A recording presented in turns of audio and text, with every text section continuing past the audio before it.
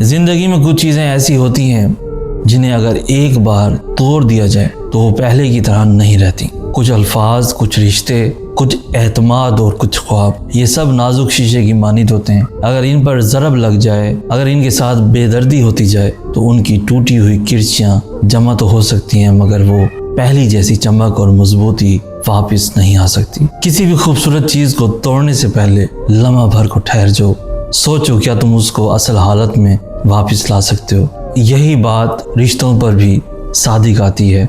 गलत फहमियों, तल्ख अल्फाज और लापरवाही की जंजीरों एक मजबूत ताल्लुक़ को जकड़ लेती हैं, और जब तक हमें उसका एहसास होता है तब तक वो ताल्लुक़ एक ज़ख्म, खूरदा, बोसीदा याद बन चुका होता है। तोड़ने से पहले सोचो कहीं तुम किसी ऐसी चीज़ को तो नहीं तोड़ रहे जिसे जोड़ने की तुम में हिम्मत ना हो, क्योंकि पहले की तरह कुछ भी नहीं रहता।